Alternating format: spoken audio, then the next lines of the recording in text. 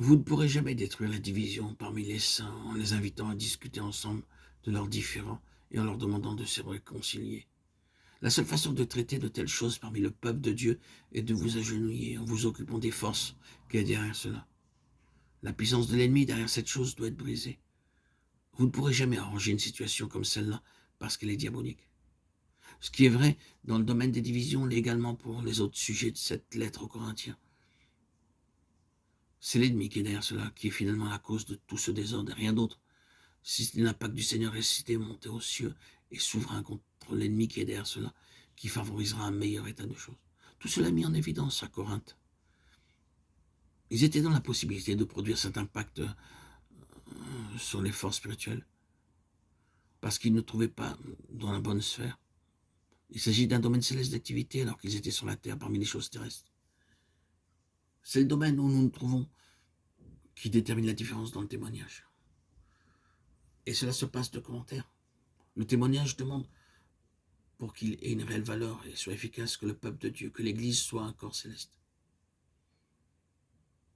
Il requiert cela. Il est clair que ces croyants en Corinthe sont parvenus à une mesure vraiment petite de la puissance de la résurrection, simplement parce qu'ils n'étaient pas entrés dans la signification de sa mort, de sa croix. C'est qu'un triste et pénible reproche que l'apôtre a dû leur rappeler que l'occasion fut la leur parce qu'il exprime dans l'introduction de cette lettre. Pour moi, frère, lorsque je suis allé chez vous, ce n'est pas avec une supériorité de langage ou de sagesse. Moi-même, j'étais auprès de vous dans un état de faiblesse, de crainte et de grand tremblement. Car je n'ai pas eu la pensée de savoir parmi vous autre chose que Jésus-Christ et Jésus-Christ crucifié.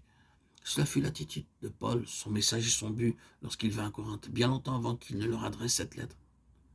Or, sa présence parmi eux mettant l'accent et insistant sur Jésus-Christ et Jésus-Christ crucifié, et sur rien d'autre, et ensuite, bien plus tard, la rédaction d'une telle lettre, met en évidence le fait qu'il n'avait pas appris ce pourquoi il avait été présent, ce pourquoi Paul était parmi eux, qu'il n'était pas entré dans la chose sur laquelle Paul avait insisté, étant au milieu d'eux, et toute cette situation était une constatation de ce fait. Si Jésus-Christ et Jésus-Christ crucifié est appréhendé de manière vivante, vous n'aurez pas de semblable division, pas de schisme, pas de fornication, rien de toutes ces choses. Et il n'avait pas compris la signification de la croix. Il n'avait pas saisi le message sur lequel l'apôtre Paul avait insisté de manière exclusive et sans partage. Lors de sa présence parmi eux, et s'ils ne connaissent pas la signification de la croix, comment peuvent-ils connaître la signification de la résurrection? Comment peuvent-ils connaître la puissance de la résurrection? Et s'ils ne connaissent pas cela, alors comment pouvaient-ils connaître la puissance de cette vie de résurrection manifestant l'impact du Seigneur vivant ressuscité sur les forces spirituelles? Si vous essayez de travailler dans la puissance du témoignage du Seigneur glorifié, souverain, alors que vous vivez une vie terrestre, vous serez entièrement défait et vous aurez la preuve que vous êtes totalement insuffisant pour cette situation. Si nous voulons réellement arriver à du résultat par la puissance de son trône, alors nous devons être spirituellement séparés de ce monde, de cette terre. Nous devons être dans un sens spirituel un peuple céleste, assis ensemble avec lui dans les lieux célestes, bénis de toute bénédiction spirituelle dans les lieux célestes. Le domaine dans lequel nous nous trouvons est d'une importance capitale pour un témoignage réel et effectif. C'est un tel témoignage que nous sommes appelés. Il ne s'agit pas d'un certain idéal impossible à réaliser. Il ne s'agit pas non plus d'une présentation très élevée de la vérité. C'est précisément pour cela que l'Église est constituée. Je ne crois pas, comme certaines personnes semblent le croire, que l'Église de Corinthe et l'Église d'Éphèse sont deux églises différentes. Il y a un enseignement qui dit que le corps à Corinthe n'est pas le même que celui d'Éphèse. Je ne crois pas.